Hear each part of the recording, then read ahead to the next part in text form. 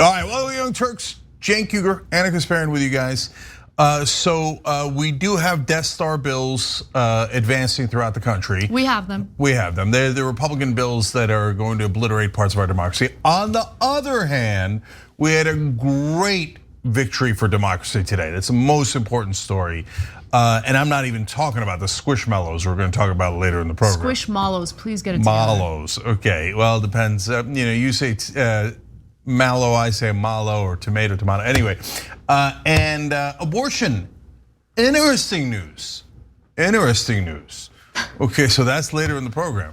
But first, another major piece of news brought to you by America's News Anchor. Listen, you guys knew we were gonna talk about this, so let's do it. This totally wins my case, Except it is like highly confidential, secret. This is secret information. But look, since president, I could have did less about it. Now I can't. You just heard what appears to be a pretty damning piece of evidence against Donald Trump in the classified documents case against him.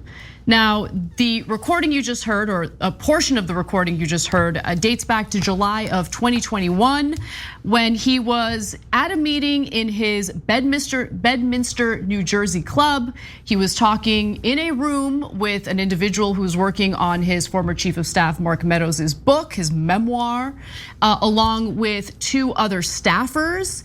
And Trump knew he was being recorded. Nonetheless, he decided to talk about a classified document that presumably was in his possession as he was talking to the individuals in the room. Before we hear more from that recorded audio, which was later leaked and CNN obtained it, it's important to understand the context of what they are discussing. So the conversation centered on Donald Trump's foreign policy toward Iran when he was in office. The recording referenced in the federal indictment against Trump features Trump describing a multi-page document that he alleges is about possibly attacking Iran.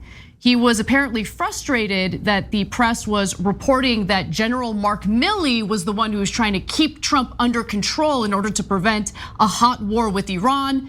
Trump argues that it was the other way around, and he presents what he refers to as a classified document to the individuals in the room as he's making this argument. Without further ado, here's the leaked audio. Well, with Milley, let me see that. I'll show you an example. He said that I wanted to attack Iran. Isn't it amazing? I have a big pile of papers. This thing just came up. Look, this was him. They presented me this. This is off the record, but they presented me this. This was him. This was the Defense Department and him. Wow. We looked at some. This was him. This wasn't done by me. This was him. All sorts of stuff. It's pages long. Look. Wait a minute. Let's see here. Wait a minute. Yeah. I just found. Isn't that amazing? This totally wins my case, Except it is like highly confidential, secret. This is secret information. Highly secret, confidential. Important to keep that phrase in mind. And here is, I think, the most damning part of that leaked audio. And then we'll go to you, Cenk. Let's watch. Look at this. You attack. And Hillary would print that out all the time,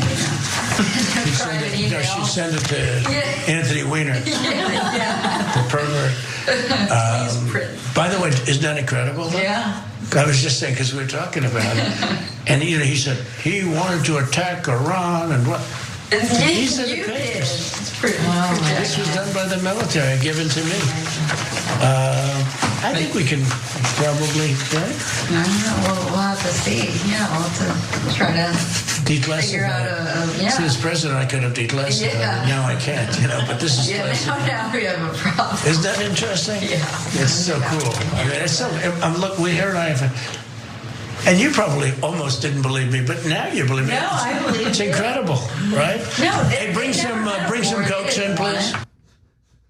Bring some Cokes in, please. That's my personal favorite part of that recording. And again, Trump knew he was being recorded, but he still felt that it was a great opportunity to talk about his possession of classified documents, which Cenk referred to as highly confidential, and then talked about how he could have declassified those documents as president, but can no longer do so now that he is no longer in office. I have 2 points that I loved in that. One was the staffer going, now we have a problem. He's like, it's highly classified and secret and I can't declassify it. Here, you wanna look? Oh my God. And she's like, now we have a problem. Okay, so my second favorite quote was, Trump has been saying to Bret Baier and others, there's just newspapers and magazines. They're not classified. I mean, I said it was classified, but it's not classified. Well, first of all, there are no newspaper articles or magazines that are classified because they're public by definition. But if you weren't convinced yet, the audio tape, he's like, this is him. This is him, Milley, this is him. Look at all these pages and pages of documents, this is him. Yeah, Milley did not write our invasion plans of Iran in the New York Times or on Newsweek. Yeah, that's such a great point. Yeah, that's such a great point. And so what Cenk is referencing is, some of the lies that Trump told prior to CNN airing the audio you just heard. And part of that conversation took place during an interview with Bret Baier. So that happened a few weeks prior to CNN publishing that audio that you just heard. So why don't we take a quick look at that snippet from that interview, just so you have the full context of where that lie comes from. That wasn't a document, Brett.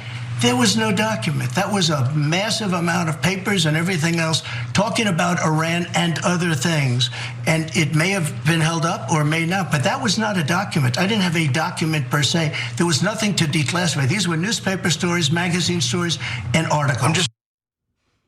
So there you have it. That was a lie. The idea that Mark Milley had an outline of this invasion in Iran in a news article is ridiculous.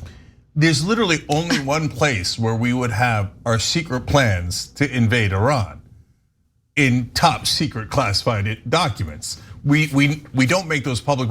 In fact, if they're public, show me where they are. Because he says it's not, now his new thing is it's not classified, it was just newspapers and magazines. Okay, then great, show me where it is. Okay. Okay, there is no such thing. Of course but like guys, at this point, the right wing has basically given up. They're just like, they're using the third grade thing of like, yeah, I might have done that, mommy, but Susie also did it. The whataboutism. Exactly, right? And every parent knows this, and that's why he's a petulant child. Well, to that point, that recording gave me a little hint into his motivations in keeping the classified documents. I don't think this is necessarily the full reason why Trump would want to take those classified documents home with him and refuse to hand them over once the feds demand that he hands them over. He wants to maintain or possess some level of evidence to clear his name because he believes that everyone's constantly lying about him, right? So in this case, look, honestly, I'm skeptical that Mark Milley wasn't the one pushing him to go to war with Iran, right? I would honestly, I think it's totally believable that Milley would be pushing for Iran. So maybe Trump wanted to maintain those documents in an effort to provide evidence against some of the mainstream media narratives against him. I don't know. Yeah, I don't know either. So let me clarify a couple things. First of all, on Damage Report this morning, I said the same exact thing as Anna, where I said, look, this is in one aspect of the case, not the legal aspect, but the sense of how damaging it is politically, the slightest little exoneration potentially. Why? Like Trump is screaming, I'm exonerated, it was a perfect call. No, you're toast legally. You're definitely guilty. You had classified documents, you knew they were classified, you kept them anyway, etc. But I always assumed that since Trump is obsessed with money, that he took the documents to sell them. And then we've talked about that. But now when you look at that tape or you hear that tape, you think, well, no, maybe it could be a couple other reasons. Like never underestimate how unintelligent Donald Trump is. It's possible that he wanted to keep them to prove his case, as Anna just pointed out. Or as I said earlier today, just because he wanted to show off because he's a child. And you see in the tape, he's like, oh, you want to see the highly classified top secret documents? And so it doesn't exonerate him as a human being or legally, but I now think maybe he didn't want to sell them, right? Maybe he was just an idiot. But let's also keep in mind, he might have wanted to sell them. And remember, Jared Kushner's son-in-law got $2 billion right after the election from Saudi Arabia, and Donald Trump got millions upon millions through the Live Golf tournament from the Saudis right after the election. So they've already been paid. We don't know if it was for the documents or just because the Saudis didn't like the fact that the Saudis did like the fact that Trump let them chop up a Washington Post report.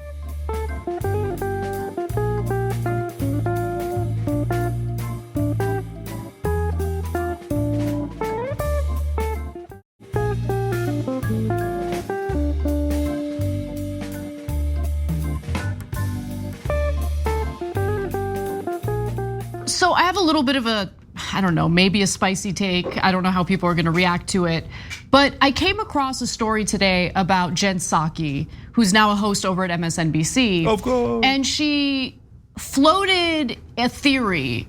She speculated that Trump took the documents because he might have wanted to show the documents to dictators, which he has so much, admiration for, right? I just think that it's a little irresponsible to just pull random speculative theories out of your, out of your you know what. Can we just wait and find out? Like there's an investigation happening as we speak, and I think you start losing, well, with someone like Jen Psaki over at MSNBC, I mean, she's literally a political operative. She worked for Biden's administration. But it just starts making people look kind of unhinged and conspiratorial. We don't know why. Yeah, but let me make a distinction here. So first of all, there is no distinction between MSNBC and the Biden administration. They're one organism. Okay, now on to the distinction in the speculation. There is some evidence that he took them home to brag. That's the tape. He's bragging on the tape, so there's some evidence of that. Is it definitive? Not at all. There's some evidence that he wanted to prove his case, and that's why he kept some of the documents, the one Anna just said, because he says it on the tape. So again, not at all definitive, but maybe, could be that at least there's one piece of evidence. And there's some evidence that he kept them to get paid because he already has gotten paid a spectacular amount of money from the Saudis. So that doesn't mean that it's definitive at all, not even close, right? But it's one piece of evidence. Is there any evidence that he has given them to dictators for free or for giggles or for, no. There's not one piece of evidence to that. That's just speculation out of thin blue air, right? So I think that there is a real distinction there between those things. But I think it's also human, Anna, for people to speculate when a guy takes home top secret documents for no goddamn reason and exposing himself to massive liability and criminal consequences, etc.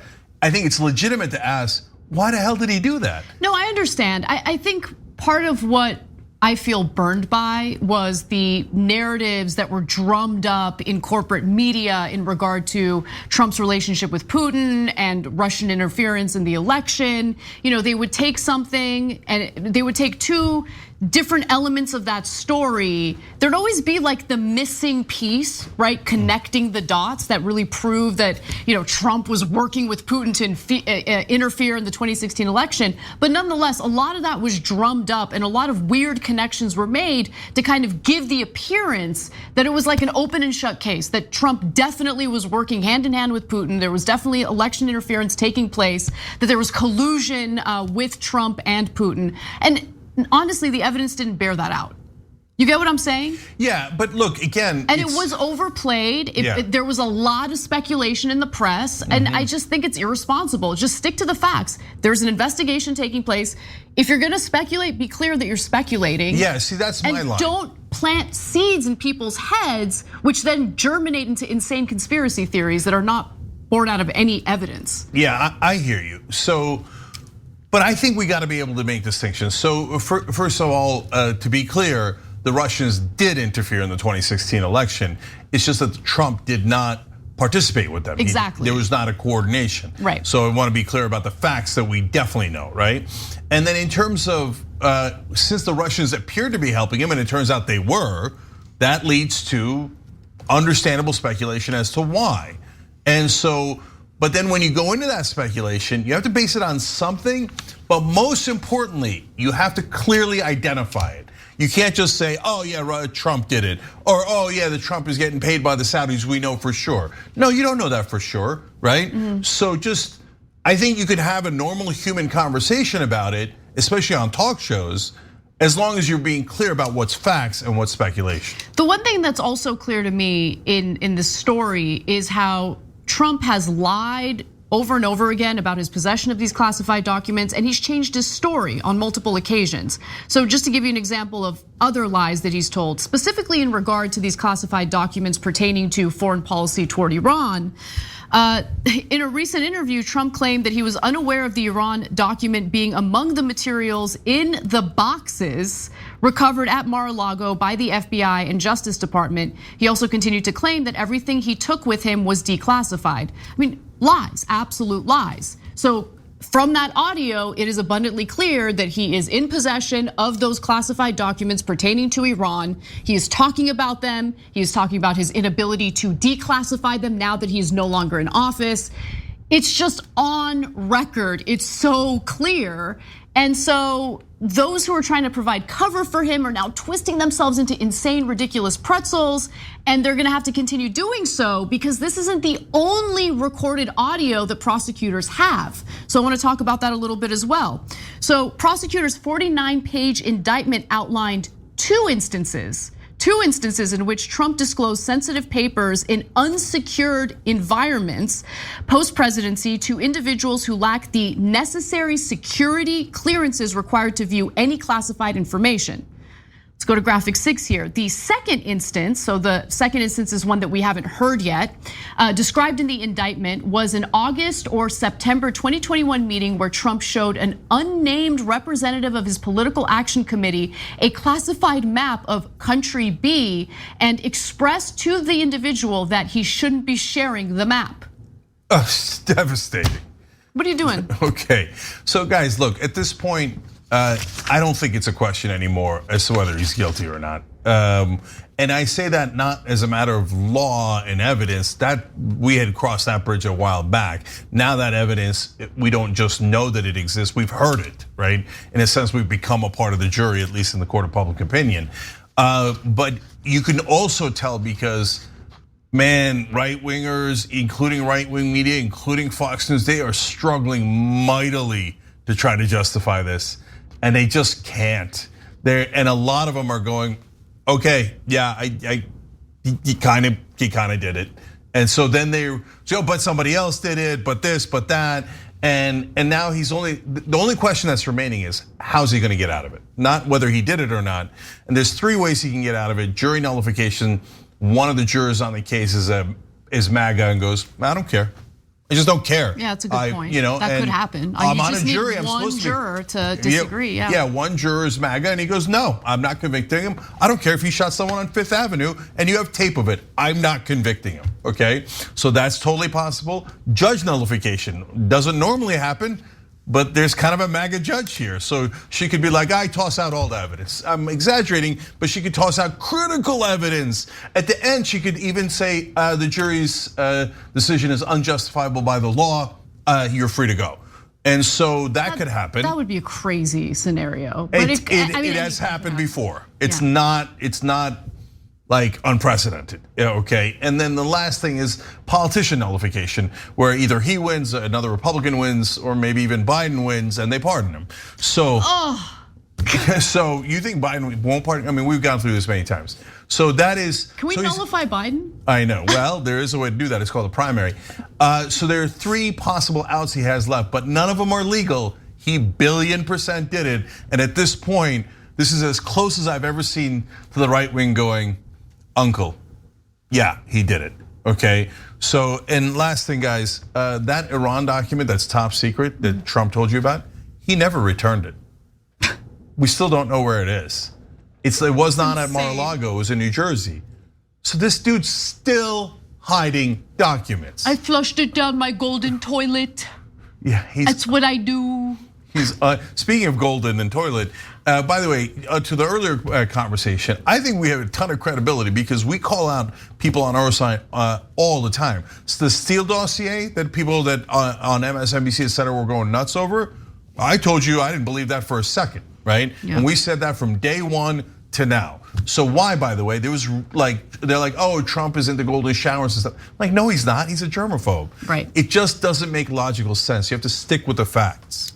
All right, we got to take a quick break. When we come back, we'll talk about the few conservatives who are attempting to provide cover for Donald Trump, and one of those individuals includes Sean Hannity. Get ready to watch a pretzel get twisted.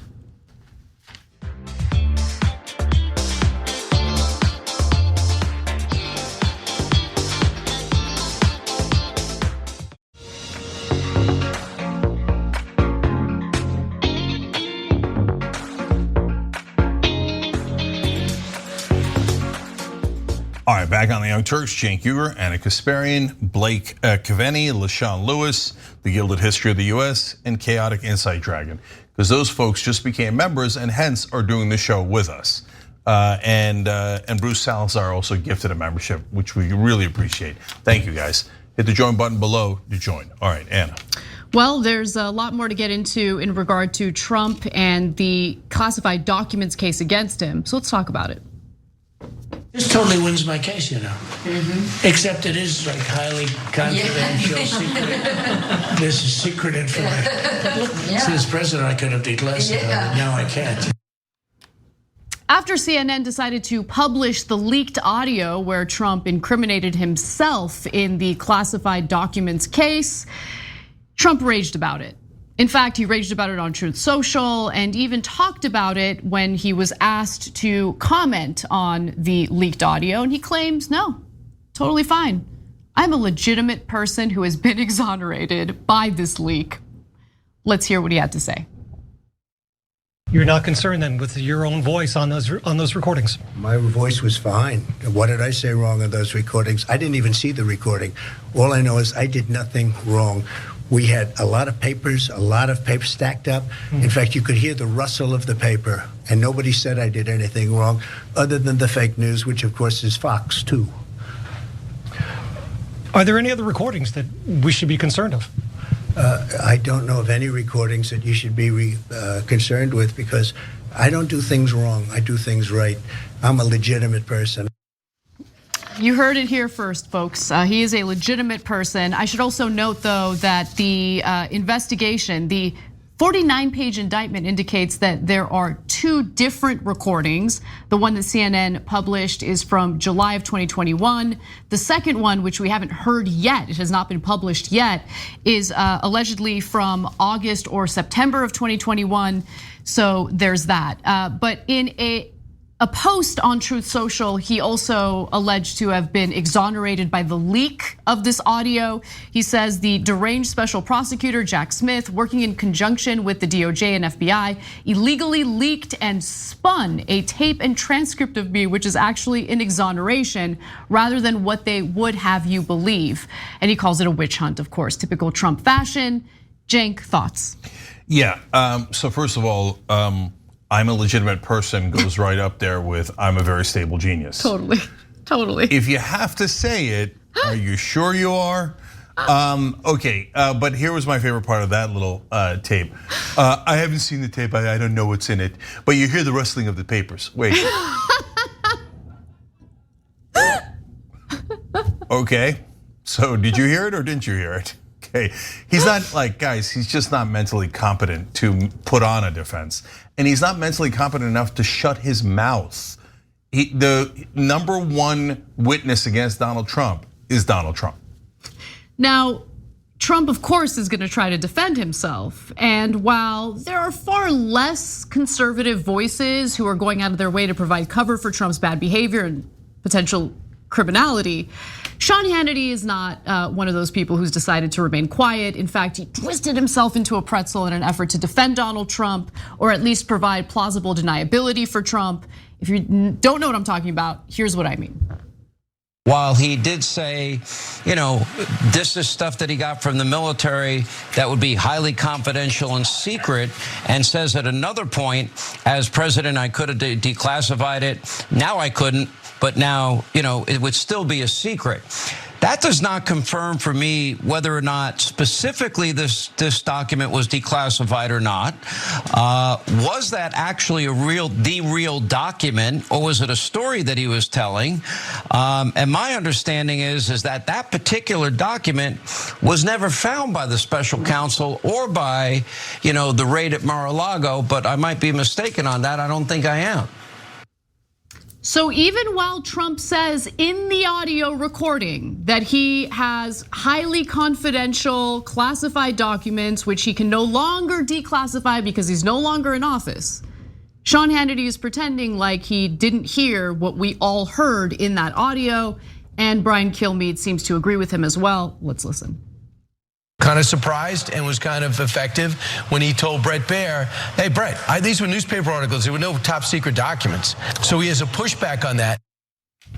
And I just want to provide the reference for you, the portion of the Bret Baier interview where Trump lies about how he was not in possession of any classified documents as that audio was being recorded. Let's watch. That wasn't a document, Bret. There was no document. That was a massive amount of papers and everything else talking about Iran and other things. And it may have been held up or may not, but that was not a document. I didn't have a document per se. There was nothing to declassify. These were newspaper stories, magazine stories, and articles. I don't know, maybe Trump is telling the truth. Maybe we need to listen to that leaked audio one more time to decide for ourselves whether Trump is telling the truth or lying. Look at this. You attack, and Hillary would print that out all the time, she'd send it to Anthony Weiner, the pervert. By the way, isn't that incredible? Yeah. I was just saying, because we were talking about it, and he said he wanted to attack Iran and what? These are the papers. This was done by the military, given to me. I think we can probably, right? We'll have to see. Yeah, we'll have to try to figure out a See, as president, I could have declassified it. Now I can't, but this is classified. now we have a problem. Isn't that interesting? Yeah. It's so cool. I mean, it's so, look, here and I have, and you probably almost didn't believe me, but now you believe me. No, I believe it's incredible, right? No, hey, bring some Cokes in, please. So I just want to reiterate what he says there, Cenk. He even says, this is his exact statement, that the document was done by the military and given to me. So is the military writing newspaper articles and then giving them to you? Like, that makes absolutely no sense. Just going back to what he claimed on Bret Baier's show. So guys, I said this on the Damage Report this morning too, and you should check that out. Damage Report's a great show on our network. This is the one where he's in actual trouble.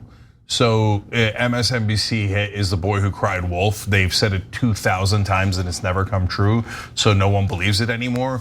But now he's in actual trouble. That is, they've got him dead to rights legally. And you could tell it from the desperation of the right-wing pundits. So that Hannity clip. Now, by the way, fairest show in America. It's not technically impossible what Hannity's saying. Right. But understand the implication of what Hannity's saying. Hannity's saying he's taking a bunch of papers that are not actually classified documents. And he's telling the people that he's talking to, the biographer, etc., I got these documents that Millie made of our invasion plans of Iran.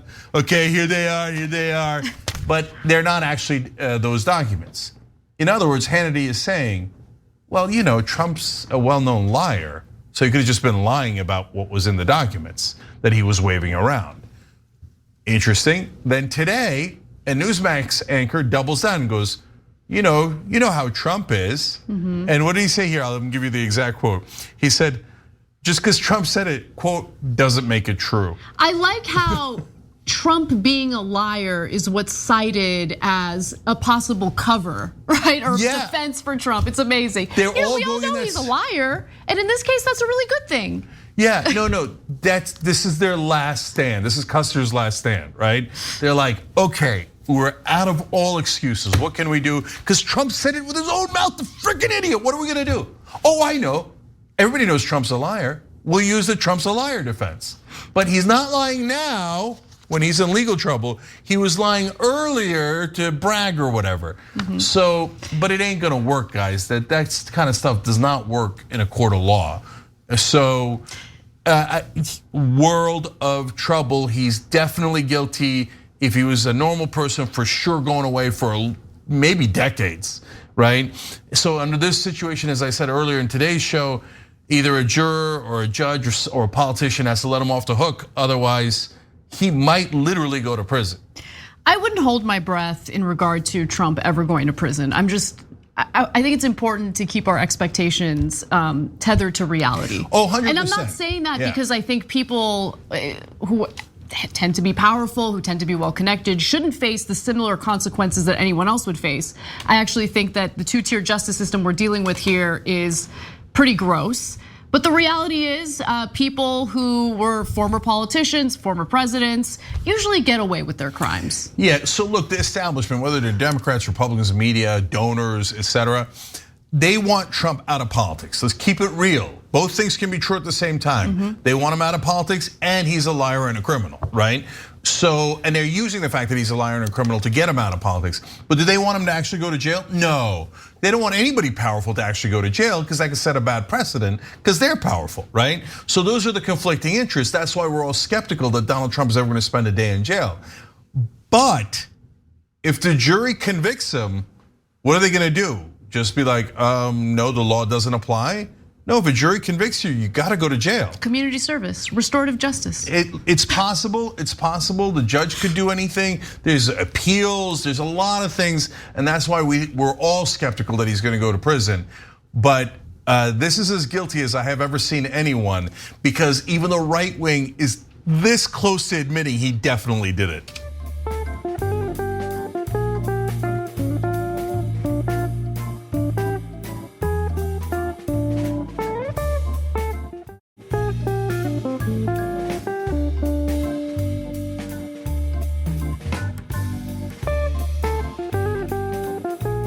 So there's one other angle that I thought was fascinating, and I want to reset for it because Steve Doocy pushed a theory that might have some truth to it, considering how buffoonish Trump tends to be when it comes to these situations. So now that CNN has published leaked audio featuring Donald Trump incriminating himself and making it clear that he has classified documents, that he could have declassified as president but could no longer declassify since he's no longer in office, some are wondering how that leaked audio went out in the first place. Where did it come from? Who leaked it? And Steve Doocy over at Fox News has a fascinating theory, to say the least. Let's watch.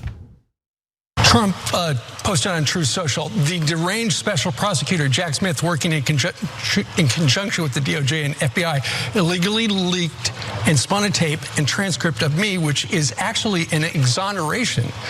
So you know what? If Trump thinks it's an exoneration of him, perhaps somebody on his side actually did the leaking to CNN and Maggie Haberman.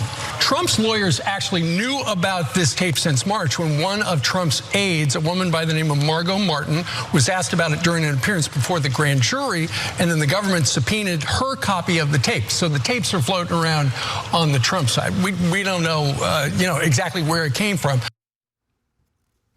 So this might sound outlandish and crazy, except Trump did specify that he feels that leaked audio exonerates him. And honestly, this reminds me of when Trump was being impeached the first time after withholding congressionally appropriated military funding to Ukraine in an effort to engage in a quid pro quo and get Vladimir Zelensky, to announce some sham investigation into Trump's political opponent, Joe Biden. He claimed, there was no quid pro quo. He released the transcript of the phone call he had with Volodymyr Zelensky. He's like, it was the perfect call. So is it far-fetched that Trump would leak this himself, or someone on his team would leak this themselves in an effort to exonerate him? I don't think it's that far-fetched. And remember, after CNN broke this story, he was asked about it by a Fox News reporter, and here's how he reacted to us all hearing what he did and incriminating himself in that audio. You're not concerned then with your own voice on those recordings? My voice was fine. What did I say wrong on those recordings? I didn't even see the recording. All I know is I did nothing wrong.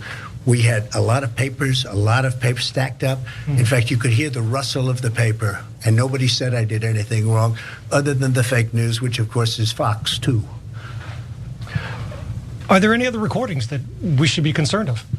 I don't know of any recordings that you should be concerned with, because I don't do things wrong. I do things right. I'm a legitimate person. He's a legitimate person, Cenk. Do you think there's a possibility he leaked this himself? Oh, totally. So I think that's a really good theory by Steve Doocy. Look at that, agreeing with a Fox News host. There's excellent evidence that the source for Maggie Haberman, generally speaking, throughout Trump's administration was Donald J. Trump. Oh my God, that is okay. That is not something that speaks well of Maggie Haberman. Well, I mean, look, honestly, you take any mainstream media reporter, I know, and the president is leaking information to them, they're gonna take it. They're 100% of them will take it and will not tell you that it's Trump, and will then put it in a slightly favorable light to Trump, okay? But Maggie That's the deal. Haberman's reporting was not favorable toward Trump. No. It's actually, if you read some of the analysis of it, yeah, the stuff is damaging because Trump is leaking damaging things about himself, right? That's true, yeah. But she puts it in a light that's slightly favorable, okay? And by the way, if you don't know that, it's not throwing Maggie Haberman under a bus. Almost every reporter in mainstream media does that. So be careful what you read. They give special favors to the people who gave them the quotes and the information and the leaks, and they frame it positive to them. Okay, that's a very well-known part of media coverage, which is, by the way, gross, and they never clarify that. All right, anyways, so I'm back to this. Maggie Haberman is one of the people who had this leak, thereby, leading you to think maybe it was Trump. And so now, why does he do it? Why does he leak against himself? That's so weird, right? Number one, he believes that there is no such thing as bad press. That as long as you're dominating the media cycle, you're winning. Even at this late date, with all the atrocities and the criminal actions and the insanity, he's leading by 30 points in the Republican primary. So are you sure he's wrong about that? I'm not so sure he's wrong about that, okay? And so DeSantis isn't in the news, Chris Christie, nobody else is in the news but Trump, because he's leaking his own stuff. Number two, this is actually a well-known strategy, not just for Trump, but in all of politics. You leak something ahead of time to get ahead of the story, right? And you frame it in the way that you want. If someone else leaks it, they frame it in a way against you. If you leak it, you frame it in the most positive way that you can, and your compliant reporter goes along with that, okay? And then there's other possible reasons. He's nuts, and that's why he's giving stuff that's against him, but he thinks it's great. Like one of the things that he he thinks exonerates him is, well, we're joking around and it's a friendly conversation. How could I be giving classified information in a friendly conversation? Come on, man. But I know, but guys, a lot of people believe the things he says, no matter how absurd.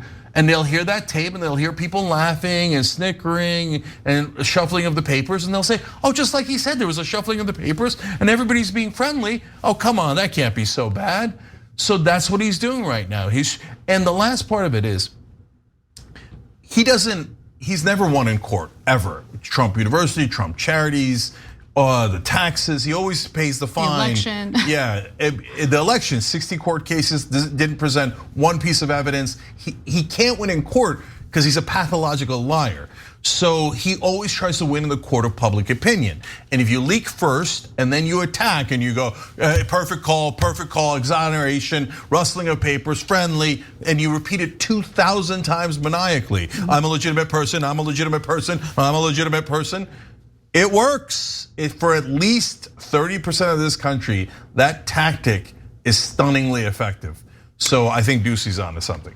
Well, while Trump remains a target-rich environment for anyone who wants to run against him in the Republican presidential primary, Ron DeSantis loves to pull his punches. We have one of the most outrageous examples of that when we come back from the break.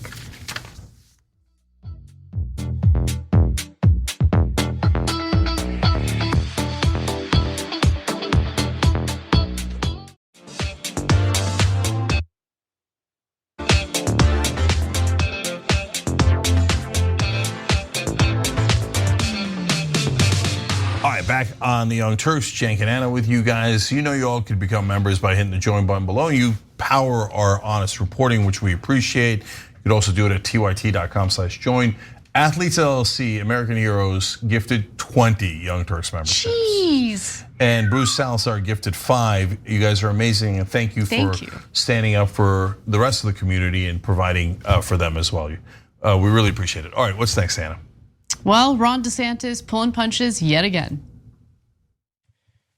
Do you believe that Trump violated the peaceful transfer of power? I wasn't anywhere near Washington that day. I have nothing to do with what happened that day. Obviously, I didn't enjoy seeing, what happened. Imagine being so terrified of Donald Trump that you pretend as though you need to be in the nation's capital on January 6th to acknowledge that there was a massive pro-Trump riot with an attempt to overturn the results of the 2020 presidential election. Obviously, Ron DeSantis knows what we all know, that there was not a peaceful transfer of power. And how do we know that? Even though we weren't there ourselves in Washington, D.C. at the time. I don't know, maybe because there's a lot of documentation of it, including this.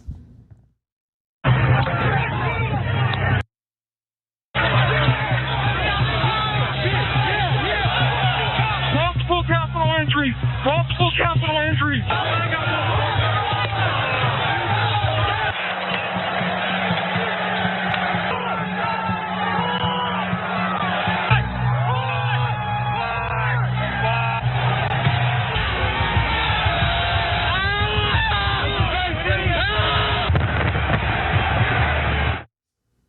So now that we got that out of the way, let's watch DeSantis' statements in full context. Do you believe that Trump violated the peaceful transfer of power, a key principle that of American democracy that we must uphold? Are you in high school? Yeah. Where do you go to school? You go around here? Vermont, but I live in New Hampshire. Oh, okay, so you're from Vermont. Well, thank you for the question. So here's what I know. If this election is about Biden's failures and our vision for the future, we are gonna win. If it's about relitigating things that happened 2-3 years ago, we're gonna lose. And so I can tell you this, I can point you to Tallahassee, Florida on, I believe, January 5th, 2023. We had a transition of power from my first administration to my second because I won re-election in a historic fashion. And at the end of the day, we need to win and we need to get this done. So I wasn't anywhere near Washington that day. I have nothing to do with what happened that day. Obviously, I didn't enjoy seeing, what happened. But we've got to go forward on this stuff. We cannot be looking backwards and be mired in the past. Ladies and gentlemen, get that soft churned butter ready because DeSantis is toast. I mean, this guy is so pathetic. Absolutely pathetic. I'll tell you the core of it.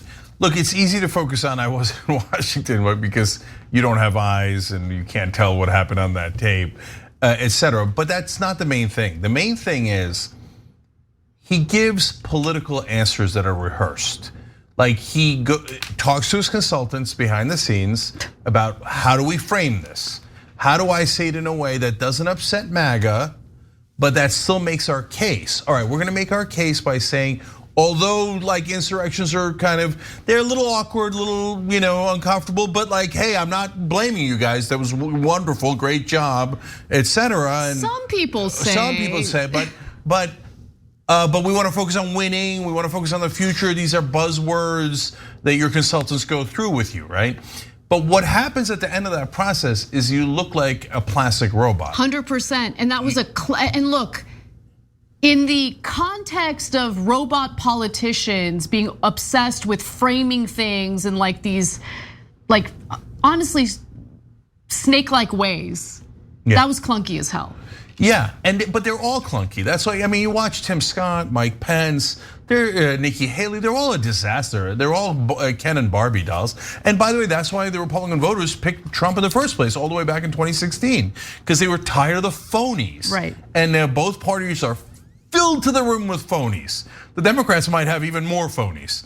And whether you like some of their policies or not, all those politicians on the Democratic side are like, I am giving you the talking points my corporate donors and consultants gave me, right?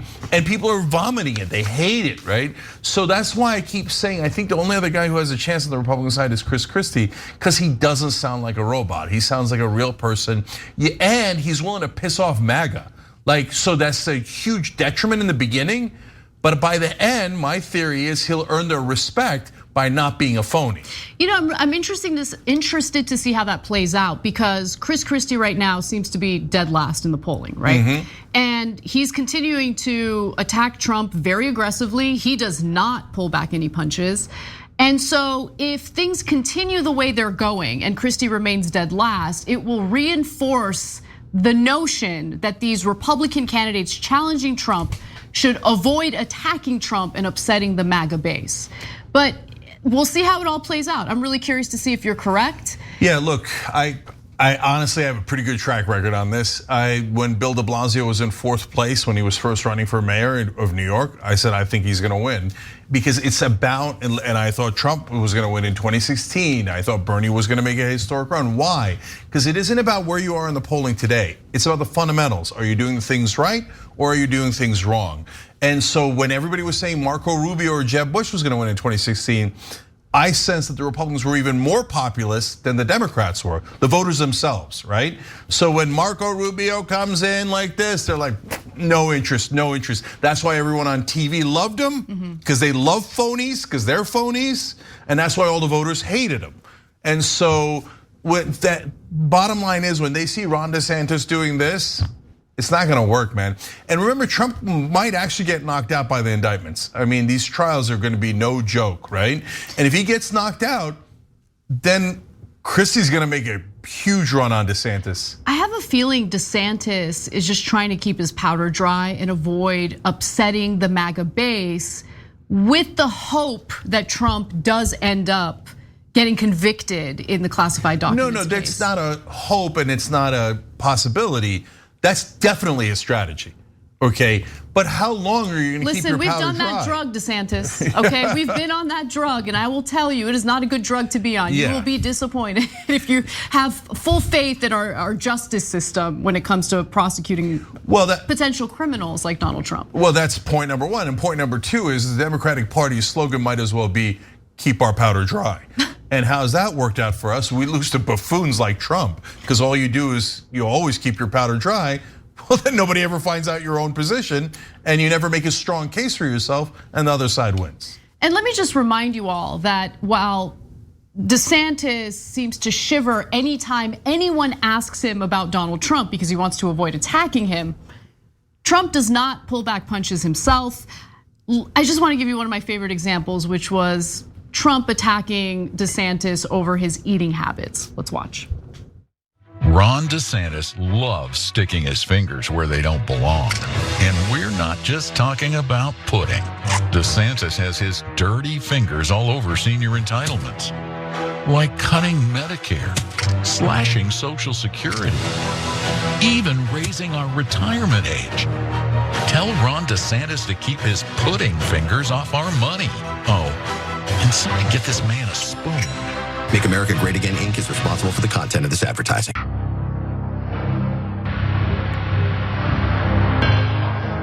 That is a perfect political ad. Look, as much as I dislike Donald Trump, that ad attacking Ron DeSantis was perfect because it evokes disgust with that guy putting his, it makes me nauseous just watch it. Please stop doing it.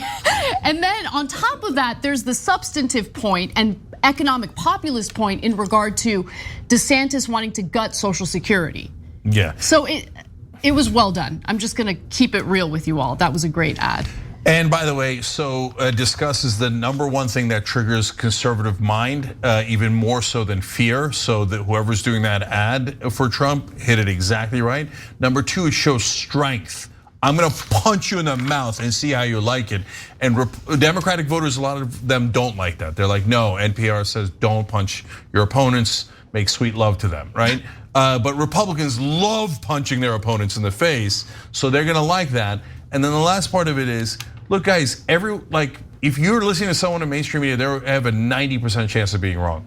Because people in mainstream media look at that and go, that is not a professional ad. That, that tisk, that's uncivil, it's weird. Why do they have that imagery? It doesn't talk about any of the substantive issues that the New York Times is talking about, etc. No, they have no connection to actual human beings. Because people in corporate media haven't hung out with a regular person in decades. So they just cannot sense where the population is. So in terms of just sheer politics, Trump is way, way, way better than DeSantis. Trump's problem is that he's a lifelong criminal, a complete con man, and a pathological liar. So those are like the fact that he has overcome those to already be president once and is leading by 20 to 30 points currently in the Republican primary shows you how good a politician he is. Yeah, it's pretty devastating. We got to take a break, but when we come back for the second hour of the show, we actually have some good news coming out of the Supreme Court of the United States. We'll tell you what it is. Stick around, we'll be right back.